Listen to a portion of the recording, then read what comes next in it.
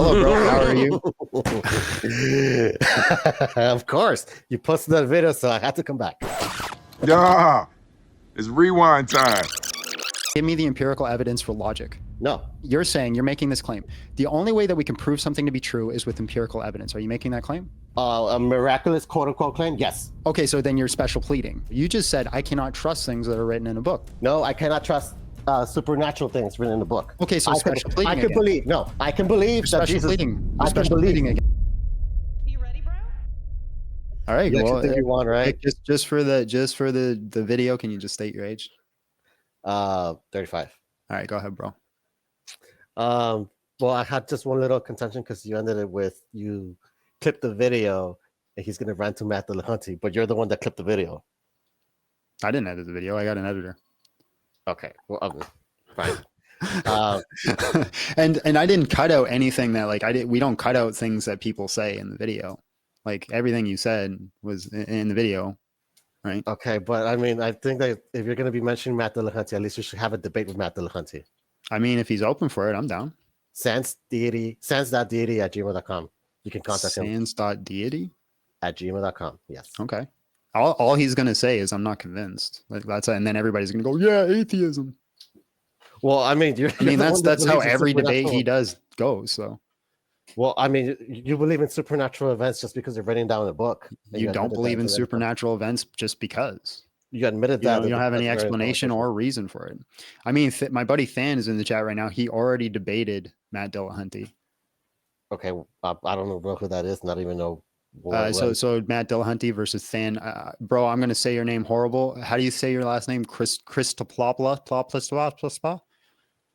Tran Christomachivis. And I'm gonna pull it up right now, and then you can watch Than's debate against Exploring Reality or against Matt Dillahunty. And also, why like everybody like you should debate Matt Dillahunty? Well, it's like, bro, debated you and schooled you. So like, what? You're just sending me to the final boss? You didn't school me. You clearly admit it. I believe this just because it's written in the Bible. That's why I said goodbye. You answered my question. Yeah. Okay. So I mean, I want to revisit that. Than. Why do you think you won? Christopoulos. No. Is it Christopoulos? Yes, it's Christopoulos. Christopoulos, yeah. He's the guy that debated Matt Dillahunty. Okay. So can we start? Start what? Okay, so you think you won that interaction because absolutely 100%. I listen. My final day, if I have to put a wager on whether or not I won that debate, I'm putting all my chips on John. Okay. Well, why do I have to believe in something supernatural just because it's written in the Bible? Some people wrote some shit down. You don't have to believe anything. Okay, why do you believe it then? And why I believe it. I believe it because when you look at all the data, the best explanation is a supernatural event. Okay, but do you have any evidence that anything supernatural can happen? Yeah, the accounts in Matthew, Mark, Luke, and John, the epistles, and the historical records of like Pliny and Josephus and Tacitus. Okay, so you're just basing it out of people. You're basing all of this information out of men. That's the problem. Men writing right. Okay, shit down. so just curious, how do you learn things? You don't read books? Yeah, I read books. Oh, wait, hold on. I thought you couldn't read a book to learn something. Okay. The problem is it's different. When it comes to science, we actually have the lab portion in order to be able to perform the experiments. But did you perform the lab portion? Yes, of course. When you go to college, you have you specifically. So like, yes. Do you believe? Did you do this double slit experiment yourself? No. Well, we performed the Cavendish experiment. Did you specifically do the double slit experiment yourself? I don't know what that is. You don't know what the double slit experiment is? No. It's how they like this. It was like the grandfathered aspects of discovering quantum mechanics. Okay, I haven't taken any quantum mechanics classes. So do you believe in quantum mechanics? Yes. Well, but you haven't performed any quantum mechanics experiments. Okay, but the quantum mechanics experiments are not supernatural events. So you can learn things from a book as long as they appeal to your specific dogma. Got it. As long as I can perform experiments to prove that they exist. They work. Okay.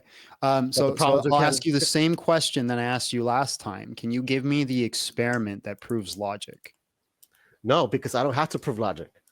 But do you believe in logic? Yes. Do you use logic every day? Depends what you mean by logic. The three laws of logic, the law of non-contradiction, law of excluded middle, No. law of identity. I've never heard this. I have never heard any of that. So that means I know. so you don't believe in logic? Yeah, I do believe in logic. I could perform something. I could use logic to perform certain experiments to see if it works. I'm gonna do what Sand says here. Can you just define what supernatural is? And nothing, not natural. What does Magical. that mean? Magic, What does magic mean? meaning that it could not happen by natural means. Could not happen by natural means. Okay. Yeah. So let me ask you a quick question. Let's say hypothetically God exists and he creates a rock just out of the air. Is that a natural or non-natural event? Non-natural events. That's a non-natural event. Okay. Mhm. What is the difference between a non-natural and natural event? Well, the problem is that you're making me presuppose that God exists, and I have no idea how. Well, I'm just would work. asking for, like, how do I distinguish? Let's say I see an event happen. How do I distinguish if it's a supernatural event or a natural event? The burden of proof lies on you to be able to determine when that is a supernatural event or not a natural event. Right, So I'm it's asking basically you the because same thing. you're saying supernatural events don't happen. Fine, but so my question for you is, how do you distinguish between a supernatural and natural event? But the burden of proof doesn't lie on me to have a method for that. The burden of proof lies on you because you're the one that's saying that supernatural events happen. Okay, so my question still follows then. If I see God perform a task, why isn't that a natural event? The problem is that first you're telling me you saw God. I thought the God was invisible. Then you're telling me that you saw him do something. Do you understand what a hypothetical is? Okay, but you're basically telling me the same thing as But do you pretending that the understand? earth Do is you flat. understand what a hypothetical is? A hypothetical Okay. doesn't mean that's something I believe or I hold to be true. It's something that's used to test your worldview. So in this hypothetical, I see God do something, right? Okay. How do I distinguish from that being a supernatural or natural event? How do I know it's not just a natural event that's happening? Well, if in your quote God view, God created everything, so it's indistinguishable. So if God created everything, it'd be indistinguishable. Correct. Okay, so if God exists, then everything that he does is just a natural event. Correct. Okay, so then where's your argument here? What do you mean? Where's my argument? Well, I mean, God exists. Everything he does is just a natural event. You're saying the supernatural doesn't exist. That's okay, fine. I concede supernatural doesn't okay, exist. but I don't have to presuppose God. Everything that God does is within the natural realm. Okay. So have you witnessed God's rising up from the dead? Have I witnessed what? God's rising up from the dead. Have I witnessed God's rising from the dead? I have not personally witnessed that, no. Okay, so but you're getting this information from other people writing some shit down in a book. Therefore, Correct. God, right? Yes, I'm getting historical records and information from other people recording historical records and information. I'm very curious. How do you collect historical records? Well, I mean, I could read it up on a book, but if they say something supernatural in a book, Well, hold on. We already conceded that there's no such thing as supernatural. no, I didn't. If any event happened, it would just be a natural event. Okay, but the problem is that you're forcing me to presuppose your God. That's not the way. I'm not forcing you to presuppose my God. I'm just showing you cannot distinguish between a supernatural and natural event. So when you read something in a book that to you is supernatural, how do you distinguish between a natural and supernatural event? You just told me you could not do that. Correct. I mean, you couldn't do it because everything, according to your worldview, everything happened with your God. So it's right. So if you get to a part in a book, if you get to a part in a book where it says that giant unicorns were doing backflips, it's just a natural event. Okay. But the problem is that you're basing all your information on people writing stuff down in a book. So again, how do you collect your historical information?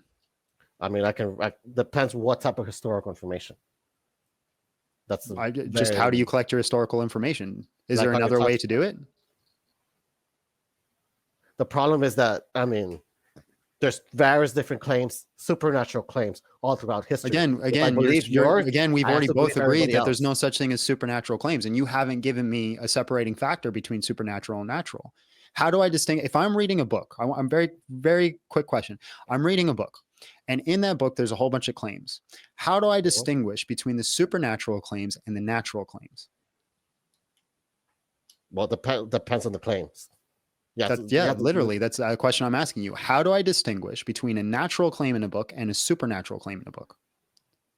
Well, you would have to give me an example of something written down in a book. Could I give you an example? I'm not giving. All you're going to say, if I give you an example, you're going to appeal to your dogma and say that is supernatural, that isn't. I'm asking for a definition, right? The scientific method means that you give me a method and I apply that method to something. You said you do science, so this is how science is done. You give me the method, I apply that method to something, and it should stay consistent. So, what is the method that I will use to distinguish between a supernatural and naturalistic event?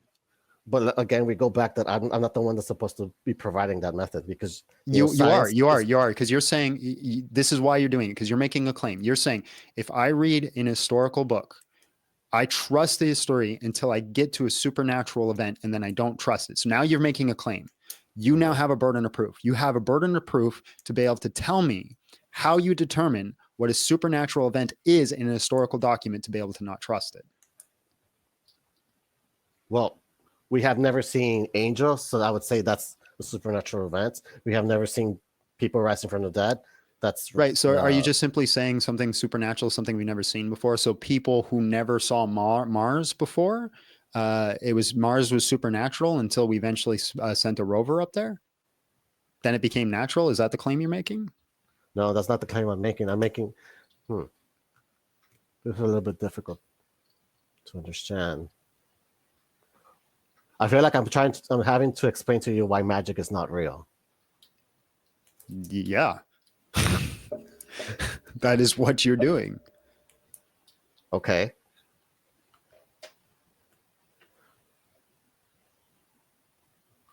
Well, I mean, like I said, if I had to believe the claims in the Bible, I have to believe the claims in other holy texts, like, in the Quran. That's aside the point. That's completely irrelevant to the topic that we had at hand. Because remember what you said. Remember what you said in our last conversation before you dipped out. You believe in God because the book said it, or the book says God, so therefore God, and then you dipped out, right? Well, you're saying you disregard any information in books as long as it has a supernatural event, or you disregard the supernatural events. I'm asking for the clarifier on how I determine. Hey, I'm a child, man. I don't know the difference between natural and supernatural. I don't know the difference between magic and not magic. Can you give me the method so next time I read a book, I know exactly how to determine which events are supernatural and which events are natural? Give me just one moment. My battery's right down. Give me just 30 seconds. Ugh. Okay. Ask it again. Sorry about that. Okay, so I'm a child, right? I'm coming up in this world. You have a responsibility to me. I say to you, let's pretend I'm your child. I say, Dad, I'm going to start reading some books. Dad, I want to know. I want to make sure that I don't fall into lies. Dad, I want to make sure that if I read something that is magic and supernatural, that I don't believe it and I disregard it. So, Dad, can you please tell me how I can tell which things in the book are supernatural and which things in the book are not supernatural? Things that are very exaggerated, like rising from the dead. That's an example. I'm asking for a method. Well, super things that could be exaggerated could be like, super exaggerated events. Okay, cool. So should I not believe in the atomic bomb?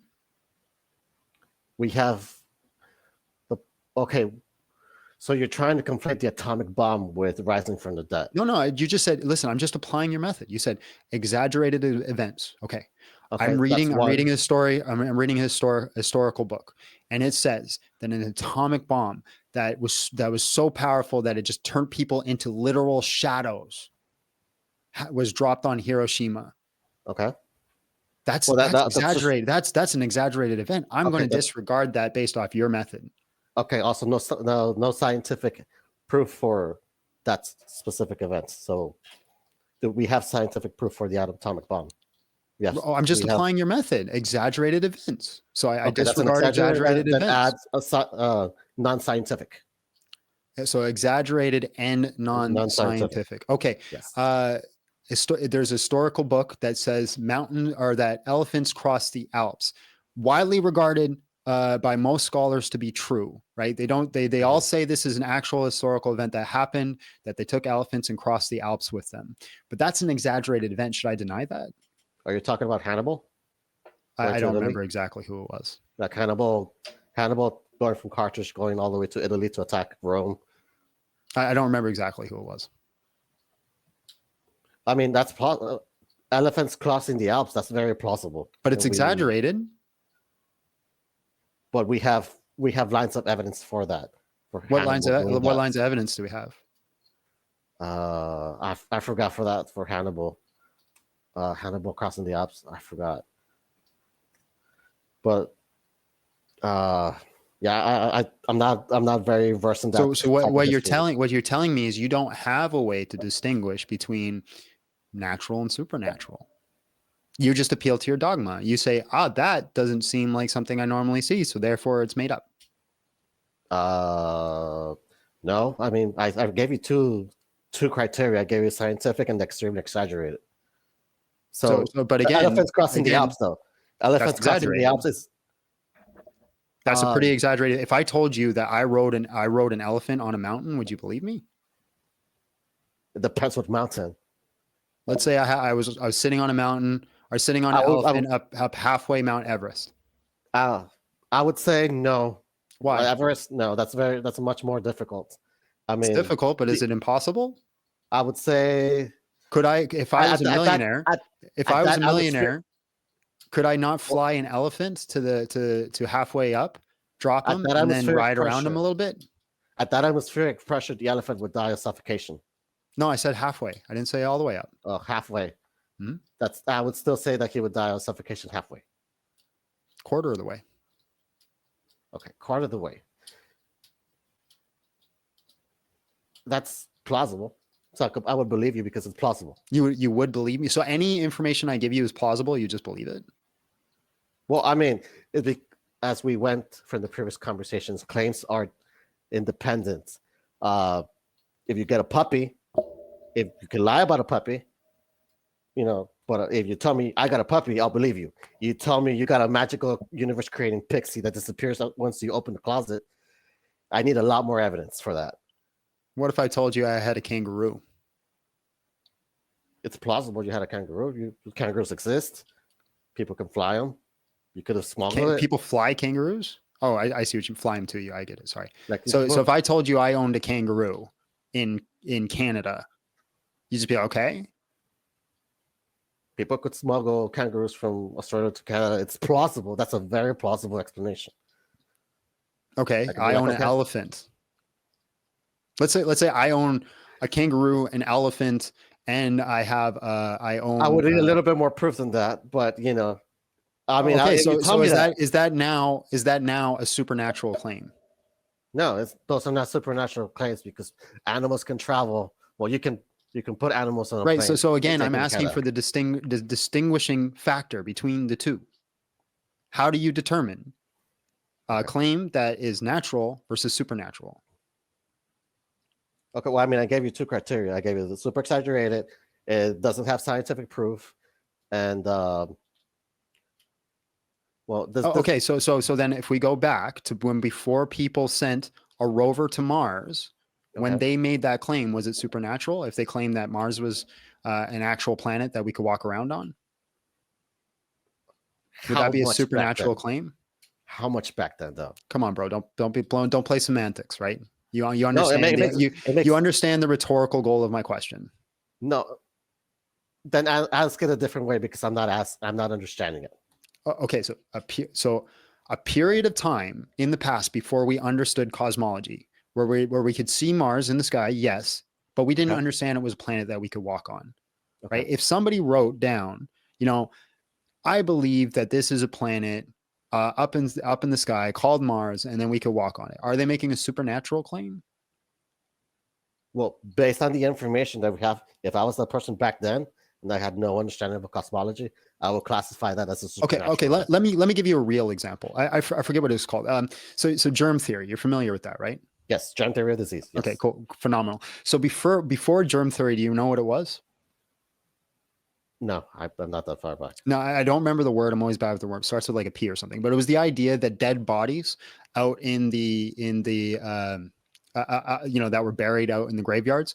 Did somebody just miasma? Somebody did that for me. Oh, thank you so much. Miasma. That the dead bodies would release a gas and would come into the air and make everybody sick.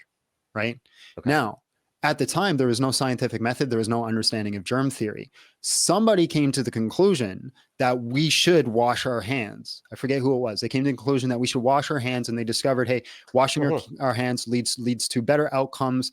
Did they make a supernatural discovery? Because at the time, there was no scientific method to study this.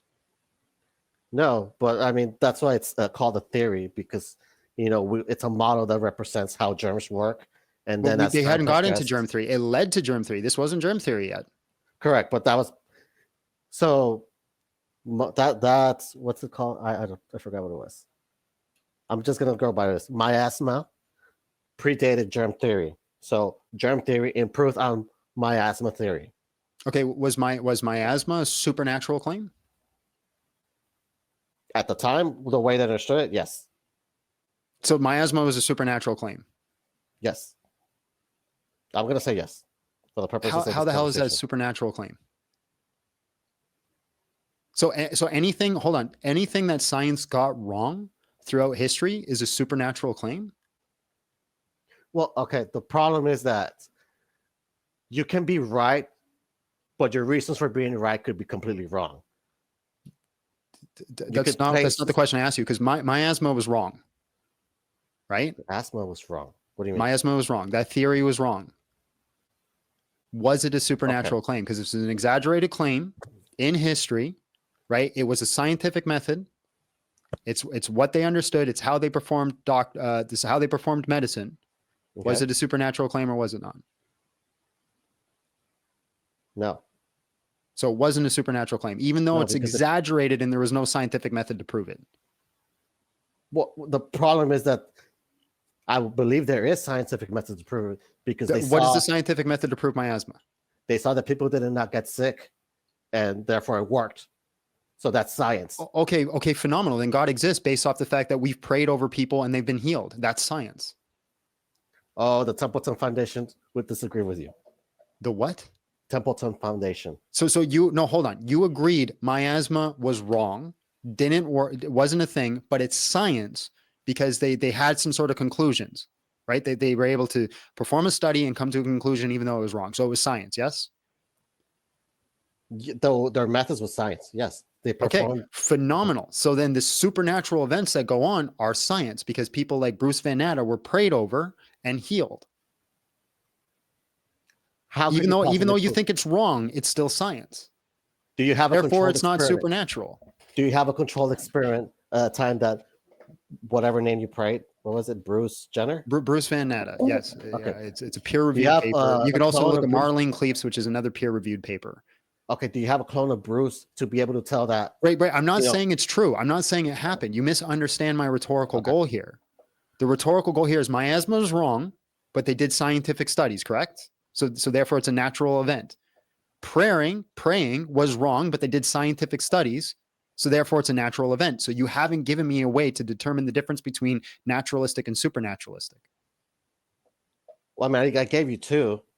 No, you didn't, because I just debunked that with the miasma thing. How did you debunk it with the miasma thing? Because the miasma thing is an extraordinary event that's written in the past that was wrong, that had a scientific method that applied to it. Okay, but the reasons it worked, but miasma actually worked. That's the problem.